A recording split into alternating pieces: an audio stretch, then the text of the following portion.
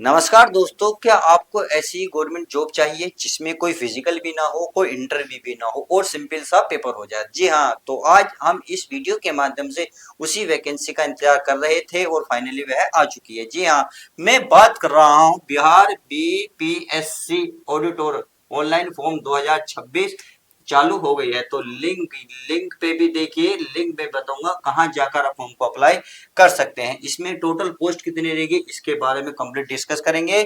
आपका मैं ऑलरेडी बता चुका हूँ। देखिए प्यारे बच्चों, ये फिजिकल आपके लिए नहीं है, यानी कि इसमें फिजिकल नहीं होगा, चाहे मेल हो फीमेल हो। और दूसरी सबसे बढ़िया बात, ये बिहार की वैकेंसी जरूर है। आप भारत के आप किसी भी कोने में हो, आप फॉर्म को अप्लाई कर सकते हैं। ऑनलाइन फॉर्म होगा तो आप भारत के किसी भी कोने से अप्लाई कर सकते हैं, चाहे आप किसी भी स्टेट से गुजरे, चाहे राजस्थान से गुजरे, चाहे हिमाचल प्रदेश से गुजरे, चाहे आप जम्मू कश्मीर से गुजरे, या प्यारे बच्चों आप उत्तर प्रदेश, मध्य प्रदेश या आपके अदर स्टेट, जो भी स्टेट हो वहाँ फॉर्म को अप्लाई कहाँ से करना चाहते हैं तो कर सकते हैं। इसमें एज कितनी रहने वाली है, मिनिमम एज कितनी रहेगी, मैक्सिमम एज कितनी रहेगी, उसके बारे में कंप्लीट डिस्कस करने वाले हैं। अब बात आती है क्वालिफिकेशन की, तो क्वालिफिकेशन उन्होंने क्या मांगी है उसके बारे में कंप्लीट डिस्कस करेंगे।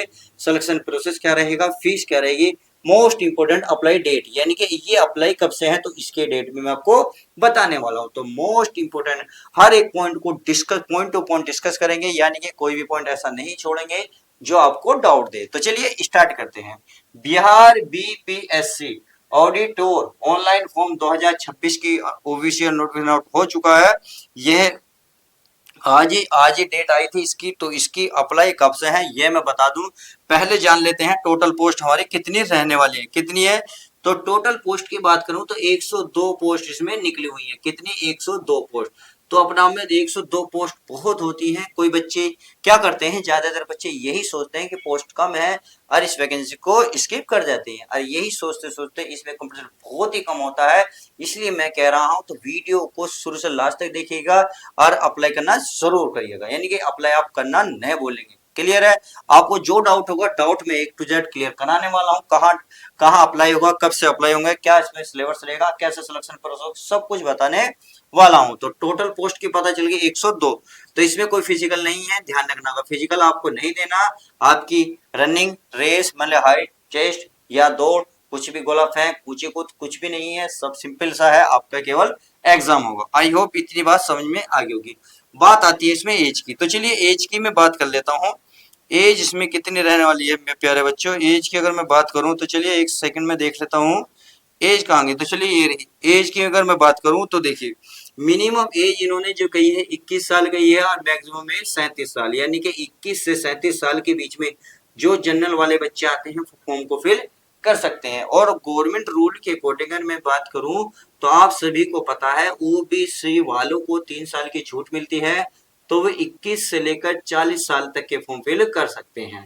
तो आप छोटे बच्चे तो छोड़िए, इसमें तो बड़े बुजुर्ग भी फॉर्म फिल करते हैं, तो आप क्यों पीछे हैं? आप छोरों से कम है क्यों? नहीं हो, फॉर्म भर देना सही है। अगर मैं प्यारे बच्चों SC एंड ST से बात करूं तो 21 से लेकर यदि आप 42 साल तक के हैं तो भी फॉर्म को फिल कर सकते हैं। इतनी बात समझ में आ गई। 3 पॉइंट क्लियर हो गए। पोस्ट कितनी है, फिजिकल होगा नहीं, एज इसमें समझ में आ गई। बात आती है तो इसमें क्वालिफिकेशन क्या मांगी है। तो चलिए इसकी भी मैं डिस्कस क्लियर कर लेता हूं। अगर मैं इसमें क्वालिफिकेशन की बात करूं, देखिए क्वालिफिकेशन देखिए मेल फीमेल दोनों इसमें ऐड है, इसके ही है। अगर मैं इसमें क्वालिफिकेशन की बात करूं तो इन्होंने जो क्वालिफिकेशन मांगी है, इन्होंने मांगी है बैचलर डिग्री विद कॉमर्स। देखिए इन्होंने बैचलर डिग्री मांगी है, यानी कि ग्रेजुएशन मांगी है। और ग्रेजुएशन में क्या कंडीशन मांगी है, अब इसमें जो बच्चे बीकॉम करे हुए हैं वही को अप्लाई कर सकते हैं। ये इन्होंने कंडीशन फाड़ दी। इन्होंने कहा है आपकी ग्रेजुएशन होनी चाहिए कॉमर्स, इकोनॉमिक्स, स्टैटिक्स और मैथमेटिक्स एज ए सब्जेक्ट।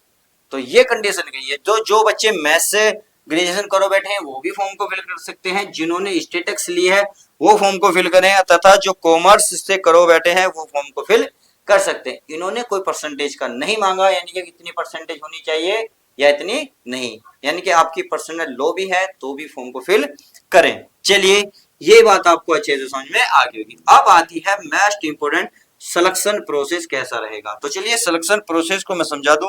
सबसे ज्यादा मोस्ट इंपोर्टेंट तो यही होता है। तो सबसे पहले क्या होगा, आपका एक रिटन एग्जाम होगा। क्या होगा? रिटन एग्जाम होगा। आई होप इतनी बात आपको समझ में आ गई होगी। जब रिटन एग्जाम होगा, रिटन एग्जाम को प्यारे बच्चों जब क्वालिफाई कर लोगे तो आपको रिटन एग्जाम के बाद आपको डीवी के लिए बुलाया जाएगा। डीवी मतलब डॉक्यूमेंट्स वेरिफिकेशन। डॉक्यूमेंट्स में क्या चाहिए? एज प्रूफ पर आपके पास हाई स्कूल की मार्कशीट चाहिए, मूल निवास, जाति, आय जाति ओके, और आपका पैन कार्ड तो इसमें मांगते नहीं, आधार कार्ड और ईमेल आईडी, कॉन्टेक्ट नंबर, ये सब आपके पास होने चाहिए। और 10 से 15 फोटो आपको पासपोर्ट साइज के जो फोटो होते हैं वो भी उपस्थित होने चाहिए। उम्मीद है डीवी में आपको अच्छे से समझ में आ गया होगा। और बाकी जो डॉक्यूमेंट्स आपके पास हैं उसको भी आप रख सकते हैं, क्योंकि कब पता नहीं कौन से डॉक्यूमेंट्स की जरूरत पड़ जाए। समझ में आ गई? चलिए अब आगे चलते हैं। अगर डीवी होगा तो क्या इसमें मेडिकल होगा? कुछ बच्चों के दिमाग में होगा इस मेडिकल होगा, मैं कह रहा हूँ मेडिकल 100% होगा। जी हाँ, डीवी के बाद आपके ऊपर आपको मेडिकल से गुजरना होगा। मेडिकल होगा, मेडिकल होते ही जो आपका फाइनल सिलेक्शन हो जाएगा। तो रिटन एग्जाम पास करिए, डीवी क्लियर करिएगा, फिर मेडिकल से गुजरते ही आपके सिलेक्शन 100% है। सही है। चलिए ये बात तो समझ में आ गई। तो बात आती है इसमें फीस कितनी लग रही है, यानी कि फॉर्म फिल करते वक्त चार्ज कितना रहेगा। चलिए उसको भी जान लेते हैं। तो इन्होंने कहा है फॉर्म फिल करते वक्त चाहे आप जनरल से हो, ओबीसी से हो, आप एससी एंड एसटी या पीएचओ कोई भी हो, यानी कि ऑल कैटेगरी के लिए इन्होंने जो चार्ज रखा है वो मात्र 100 रुपए रखा। कितने रुपए रखा? मात्र 100 रुपए। आप 100 रुपए में फॉर्म फिल करिएगा, ऑनलाइन चार्ज आपका यही कटेगा। मैंने पहले ही बताया था ये ऑनलाइन फॉर्म भरा जाएगा, तो भारत के आप किसी भी कोने से फॉर्म भर सकते हैं, 100 रुपए चार्ज आएगा।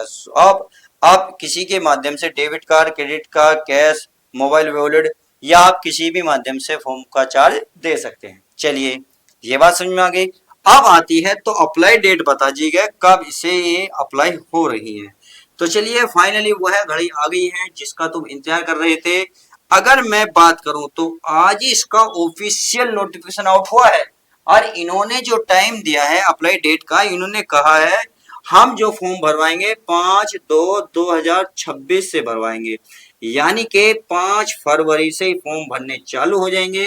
और बैंक का काम बिहार IBPS है, IBPSC। तो इन्होंने जो लास्ट डेट दी है प्यारे बच्चों वो दी है 26/2/2026, यानी कि लगभग आप ये कह सकते हैं इन्होंने जो वक्त दिया है आपको मात्र 20 दिन का टाइम दिया है। तो इसीलिए मैं कहता हूं अभी फटाफट वीडियो को देखिएगा और इस वीडियो को उन बच्चों तक प्रोवाइड करेगा जो इस वैकेंसी में जाना चाहते हैं या इसका इंतजार कर रहे हैं, बहुत दिनों से इंतजार, बेसब्री से इंतजार। तो उनका इंतजार खत्म होगा, उन्हें फाइनल रिजल्ट मिलेगा, तो यार आपकी उसकी दुआएं आपको लगेंगी। क्लियर? चलिए बात आती है, इसकी बात होगी तो अब सबसे ज्यादा मोस्ट इंपोर्टेंट कि कहाँ जाके आप फॉर्म को फिल करें। अगर मैं इसकी बात करूं तो चलिए इसको भी बता देता हूं। यह आपका कहाँ होगा?